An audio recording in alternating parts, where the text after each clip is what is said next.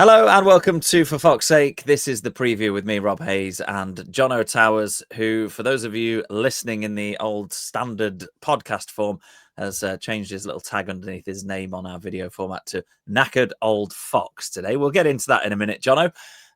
We are looking ahead to Leicester's trip to the Hawthorns on Friday night.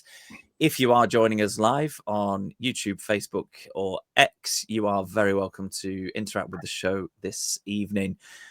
Just drop a comment on wherever you're watching it. We'll get hold of it. And if it's worth talking about, we'll put it up. No problem. If you are listening back or watching back retrospectively, you're also welcome to get in contact with the podcast. Social media is the best way to get us, or for fox8podcast@gmail.com if you want to do a bit more typing. And 2 reasons to subscribe to our YouTube channel if you don't already. Number 1 is that you will never miss a show, of course. And number 2, I heard whispers on the big show with Pete Selby a few days ago that there may soon be prizes involved, and prizes are only for subscribers. Now, Pete hasn't told any of us what the prize actually might be. I reckon that's probably because he doesn't know what the prize is going to be yet, and he's trying to make it all mysterious, but he hasn't actually got a clue. Anyway, Jono, great to have you with us as always. 2 main things I took from the beginning section of the big show that you were on the other day with Pete and Sam. First of all, kicking your youngest out of the room after about 5 minutes in because he wanted his 5 minutes of fame on the podcast. But then straight after that, or sort of either side of that, you were on a very Pete Selby-like rant about how dull Leicester 0, Coventry 0 was. So, as we usually do on the preview, I have to start by asking you, are you feeling optimistic or pessimistic about the upcoming fixture against West Brom on Friday night? I'm going to maintain my optimistic stance, I think, from week to week. Last week, I was probably a little bit over eager. I think I went for about a 3 or 4-1, as I remember, on the last preview. But yeah, I remain optimistic regardless of the performance. Having reflected on the game, Coventry game, it wasn't all that bad. I mean, it was bad because we were hoping for a good victory against our rivals down the M69, but at least we didn't lose. And so I'm optimistic for the weekend, albeit I think it's another step up for us. So we need to, again, step up. But week on week, I think we're seeing a progression in terms of performance. So I'm hoping that we see another step up and we actually see some goals. Maybe Carranza may step into the fold. Let's wait and see. But yeah, I'm optimistic. Do you want a prediction, or are we doing that later? Oh, we'll save that to right near the end. We'll keep everybody who's watching and listening on the edge of their seats until the very end. And that's something, again, that you guys who are watching along live with us can get involved with. Score predictions, anybody you'd like to see in the Leicester team on Friday night. Yeah, I would say I'm also optimistic about Friday night. I mean, those of you who've been with the podcast for the 12 years that we've been running now will know that it's quite rare that Pete, myself, or any of the great guys that have joined the podcast in the last 12, 18 months or so would be particularly pessimistic. And we are, let's remind ourselves, in 4th place in the championship table. We are unbeaten in 4. And this is what I was looking at before. You know, stats can be an interesting thing. And so I was looking at sort of good stat, bad stat. Good stat, unbeaten in the last 4, 4th in the table. If somebody had said that at the start of the season with the sort of Cifuentes appointment that people didn't know a huge amount about, that we'd be 4th at this stage after 6 games, you'd be absolutely fine with that, I think. But the other thing is that we've only picked up 2 points. Somebody put this as a stat. I don't really understand it. 2 points. We've only picked up 2 points since the international break. Yeah, there's been 2 games and we've had 2 draws. Come on, I think early doors after 6 games, stats don't really mean a huge amount. But in terms of what I've seen so far and how I feel about the team, I am also on the optimistic side of things with you. And interesting that Marty Cifuentes said that he saw in parts against Coventry a team that he recognised as one that is his, and a team that is closer to what we want to be, is how he described it. So what I'm imagining there, Jono, picking up from what you said about the Coventry game, is that yes, you were very much frustrated by the lack of goals, because obviously we go to see goals, we go to win games, but actually on reflection, do you think it's the same things that you've seen that Marti Cifuentes has seen, where actually you can see more of that Leicester identity coming through, and those patterns of play and those sort of link ups of certain positions that make you optimistic, even though it didn't quite come off against Coventry? Yeah, I think you're right. Yes, maybe we're certainly seeing more performance levels. I think they've upped the levels. Whether they've quite got the patterns of play right, I'm not quite sure. Maybe that's down to the personnel that's come in. I think the addition of Winks in midfield has made a big difference. For instance, he's a step up in quality compared with Skip and Samare. I think the next step for Marty to take is to drop Samare, as I was ranting about the other day. I don't think he adds anything to the team whatsoever, and we've said that many, many times before. So I'm really keen to start seeing JJ next to Winks. I think that will be a really nice combination to see, and hopefully that's what we see moving forward. Maybe with a bit of Skip thrown in here and there, but yeah. I'm optimistic that, and also I'm also pleased with the way that sort of Marty seems to be addressing the press and the fans. He's very honest with his feedback about the team. He's very honest in terms of the performance levels, and he's certainly not shy about calling out when he wants to see more from the team, and where he's sort of seen where we can improve. And I think little by little we're seeing improvement, and I think that we can't really sort of judge anything until we really sort of more than 10 games in. So I'm thinking that we're sort of halfway through that at the moment, and we're starting to see a progression. We're not going backwards. So I think, the introduction of maybe a bit more of attacking options up front, i.e. Carranza, when Ramsey comes back, one or two others, the Cobra Reeds, back in the fold, isn't he? A bit more of Munger, maybe. We've got some options there to sort of play with, to sort of get the right ingredients to start seeing a solid side moving forward. So that's why I'm optimistic. I think, yeah. Yeah, I think that's a really good point, because you could look at the face of the sort of 0-0 draw against Coventry and a couple of big chances that passed Leicester by, but actually, what the sort of reel of names that you've just given us there, in terms of the players that can play in those attacking three positions in the midfield and then up front as well, does mean that there are goals in this team. Absolutely, there are goals. It's not like we're sitting here thinking we've got no idea where the next goal is coming from. We've got no idea where the next bit of individual brilliance or the next great finish is coming from. It clearly exists within quite a number of players in the squad. It's just about sort of, if we can. I think my thoughts are, if they have more time to practice the ideas that Cifuentes is trying to get across, and that's been very clear that you've seen there, and I've seen it too, and I'm sure a lot of people watching and listening will agree that we have seen an impressive amount of improvement over a short space of time. So there's no doubt in my mind that there is a lot more improvement to come, and Cifuentes is quite open in saying that. But as that does come, I think Leicester will generate more chances, and we know that the players we have in the team are capable of converting them and are capable of scoring goals. So let's have a look at the changes that Cifuentes made against Coventry, and whether those players did enough in your mind to keep their places in this week's squad. You've mentioned Winks already, so and I'm a big advocate of Harry Winks playing in the midfield. Ultimately, he's at the club now until at least January, and so as the professional that he is, and as the professional that Cifuentes is, as long as there's nothing hugely negative in that relationship, he starts every game for me, Harry Winks.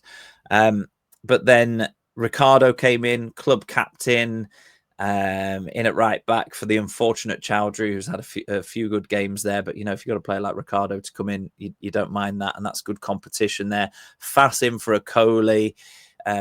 James in for Ramsey and kind of playing that advanced midfield position, but he did a bit more box to box. I think the shape changed slightly with James in the team rather than Ramsey. So I guess we've said about Winks, but do you think Ricardo, Fass and James have done enough to keep their places for Friday, Jono?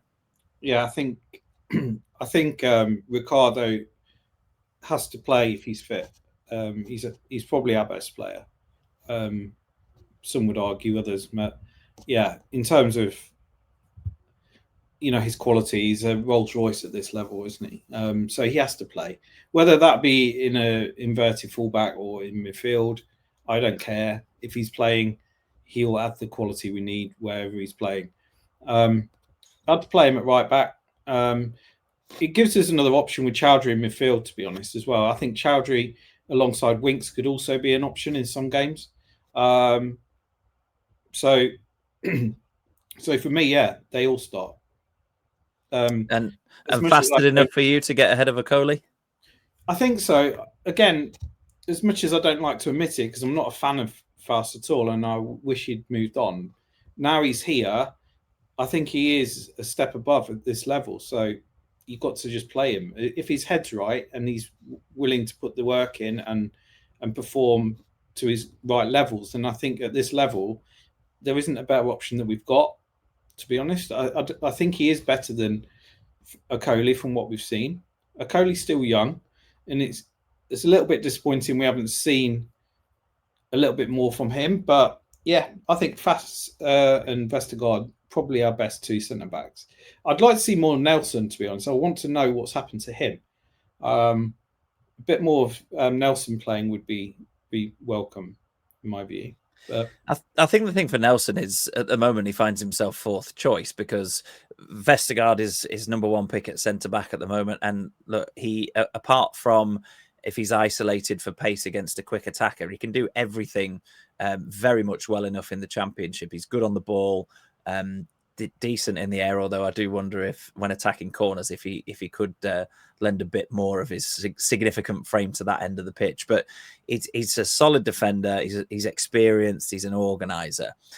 Coley, I totally agree. I think him starting most of the games this season was a big chance for him to basically make himself undroppable and say, look, apart from injury or rotation in cup games or in congested fixture lists, I'm the man who starts alongside Vestergaard.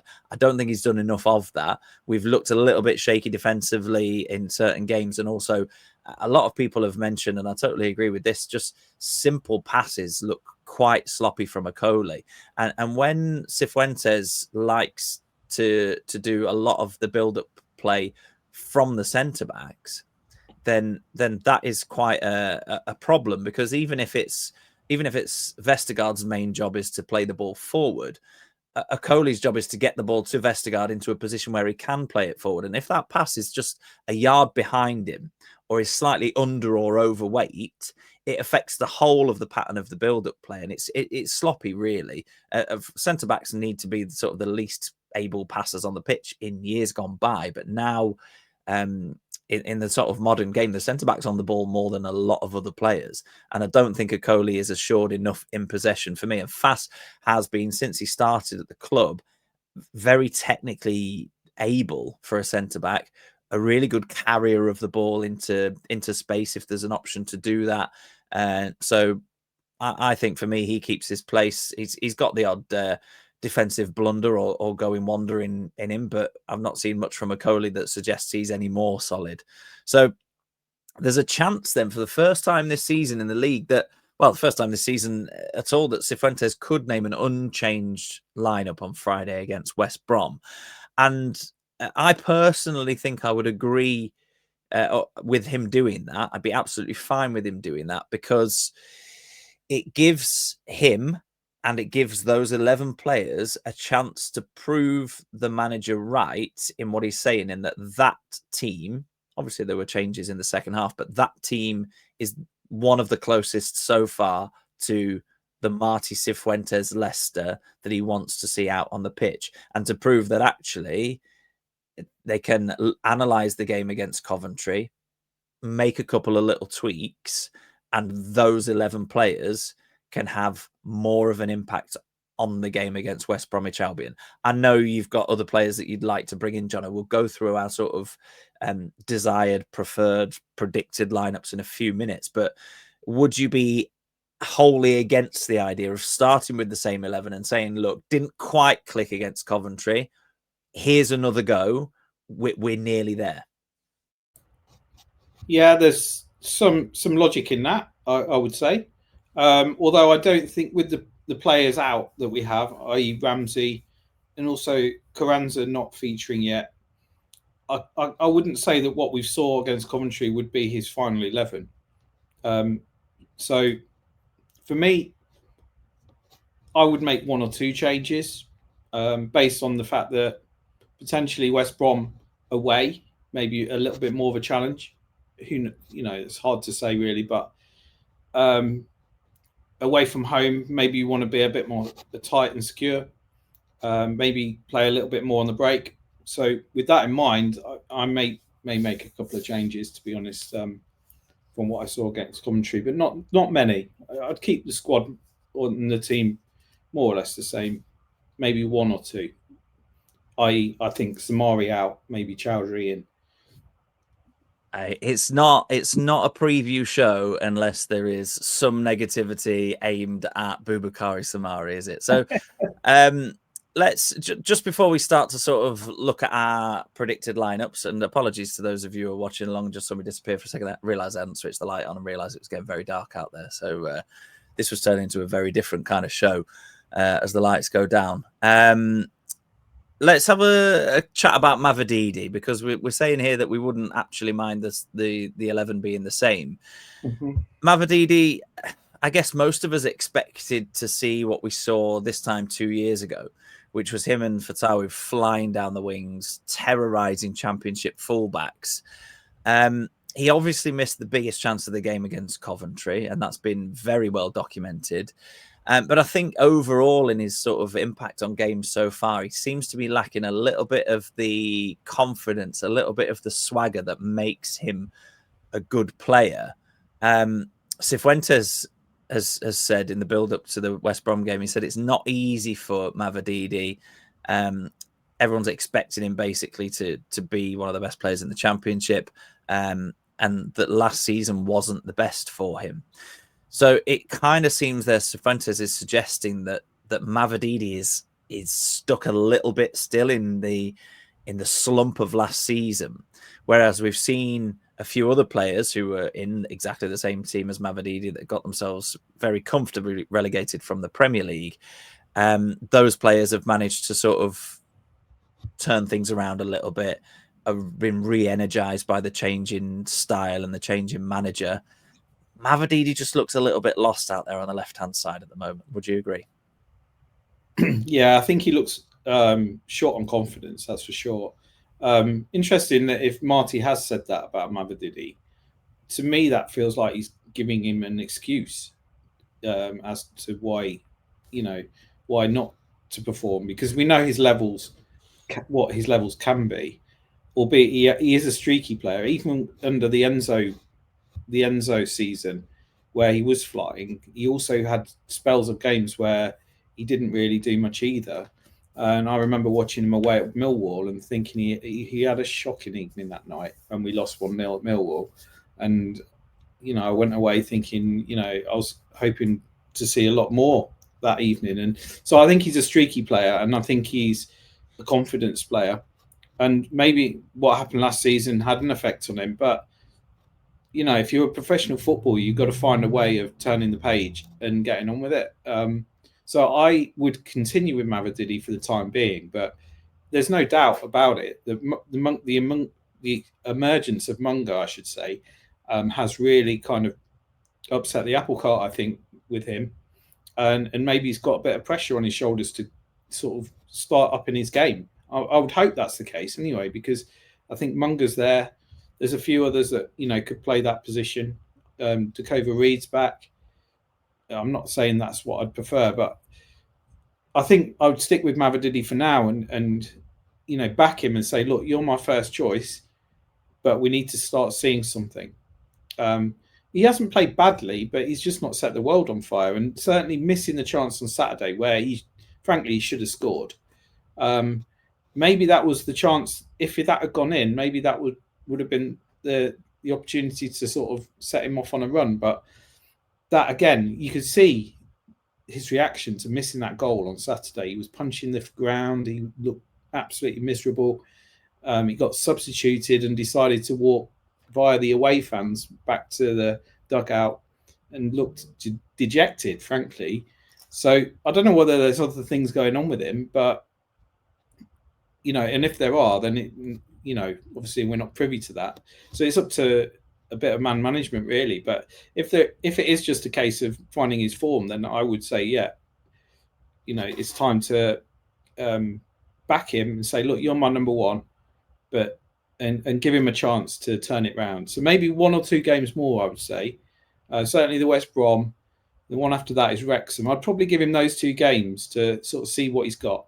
Got Munger on the bench to bring on if things are turning out badly, and then see where we go from there. So I haven't given up on Mavididi. I think he is a quality player, but we do need to see him step it up, I think. And maybe scoring a goal is all he needs to do. Yeah, it might be something as simple as that. I agree with you. I was going to say exactly the same thing. A couple more games possibly from the start.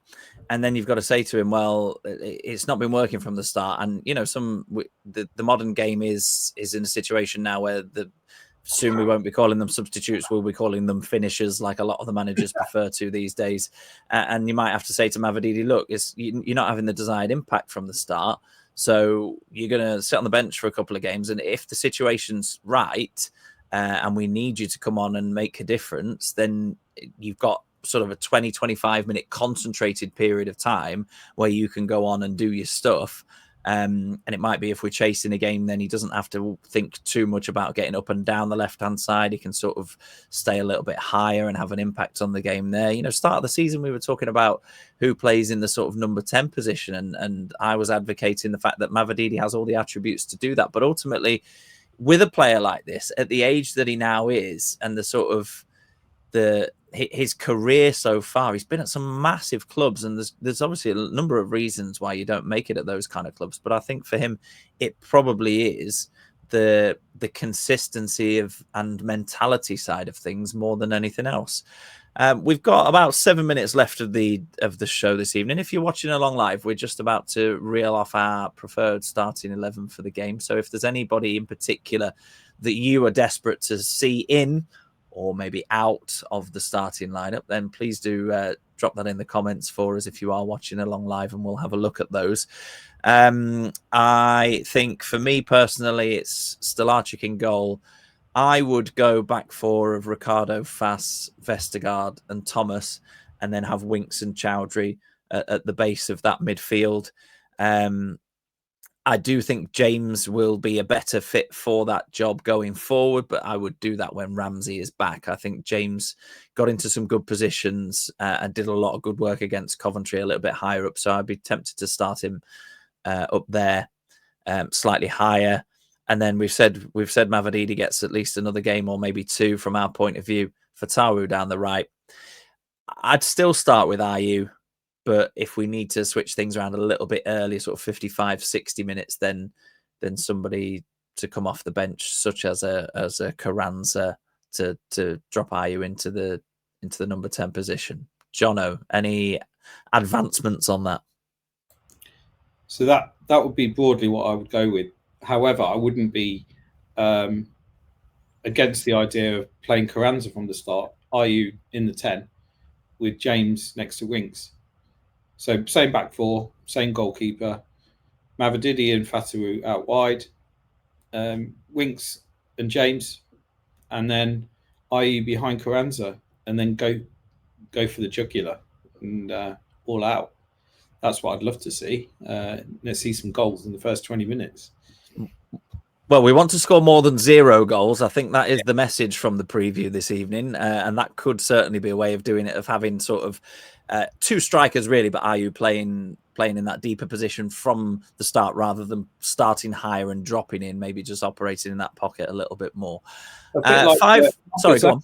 Yeah, the Okazaki kind of role in a way, I suppose.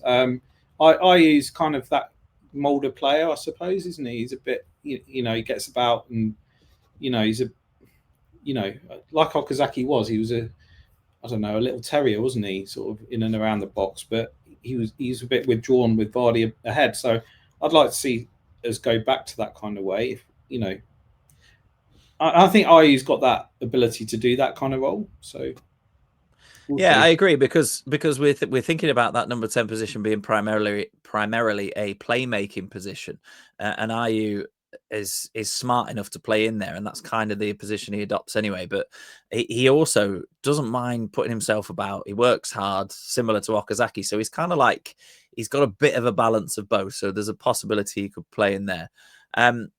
As we always do on the preview, we'll have a very quick look at the opponents. We normally try and start this about 20 minutes in, but we talk about Leicester more than anybody else. We are a Leicester City podcast, after all. We are certainly allowed to do so. But West Brom, they're always a solid championship side. They finished 9th last season. They are currently 7th. They went the first 4 league games unbeaten, but have lost the last couple against Borough and Derby.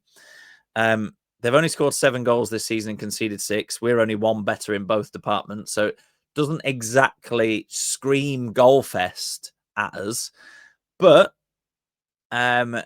if we do make those positive attacking changes, maybe it will. Another interesting note for West Brom, they've got quite a few very solid championship players. I've got to say, the last few times we've done the preview, I've looked through squad lists at Coventry and Oxford and gone, not sure I recognise many of those players, but you certainly will tomorrow night, Friday night. You will recognise a lot of the West Brom players. And the manager, Ryan Mason, now this makes me feel quite old, is younger than me. He's 34. It is his first full-time coaching position, but obviously he retired from playing quite early and has been coaching since 2018, knows Harry Winks and Oliver Skipp quite well. If it is a tight game, I think that could play into our hands because Martí Cifuentes, I think, has been really quite tactically aware in games, and he's made some good changes and tactical tweaks and personnel so far. So if it is kind of a bit of a stalemate on the pitch, I would back us to have the better tactician to possibly win if it is a battle of the two managers. So your thoughts very quickly on West Brom and Ryan Mason, Jono? As I was saying to you before we started, I haven't really got much of a reference point for many of the teams in the Championship, and West Brom is probably one of them. I would always put them down as being a solid sort of team that was in and around the playoffs. That would be my sort of inkling on where they well end up. But just looking at the league table, they've only scored 7 goals and let in 6. So they haven't, to me, got lots of goals in them. So if we, keep it tight at the back, and we have been good at the back, in fairness, I think this season, in most part, and we find a goal, then I fancy us winning this. All right, let's have a look at predictions then. Guys who are watching along live, you've got about a minute and a half to get your predictions in if you have not already. Here's one from, I'm going to try and read that, Ragman DC, maybe. I don't know where the initials start and the name ends, but Foxes 2-0, so 2 goals and a clean sheet. We would absolutely love to see that. And big show host Pete Selby is working at the moment, but has still found time to watch along and send in his prediction. He's gone West Bromwich Albion 1, Leicester City 2. Jono, what are you thinking prediction-wise for Friday night? Yeah, I like the 2-0. I think that would be a nice way to start the weekend, wouldn't it? Clean sheet and a couple of goals. Don't mind who gets them. Mavididi getting one would be nice, wouldn't it? And I'm hoping Carranza gets off the mark. That would be really nice. Yeah, you know what? I might join you on the Carranza scoring. I'm going to go a little bit less optimistic in terms of the number of goals scored. I'm going to go for a tight 1-0. Carranza to come off the bench. He took up some good positions in the box against Coventry last weekend. So maybe it's his time to get his first goal for Leicester. Right, that brings us up to the half an hour. That brings us to an end of the preview. If you've been watching along live, thank you very much for doing so. If you are watching back or listening back, thank you to you as well. And if you don't already subscribe to our YouTube channel, please do that. One, because you will never miss a show. You will get notified when we're going live and notified again when we re-upload things for you to watch back. And two, because Pete Selby, whether it's an empty promise or not, is promising prizes for subscribers. So find us on YouTube for Fox 8 Podcast and make sure that you get subscribed to our channel, and you might win a prize, but you will also never win a show. So fingers crossed. I'm going 1-0. Jono's going 2-0. Leicester City win on Friday night against West Brom.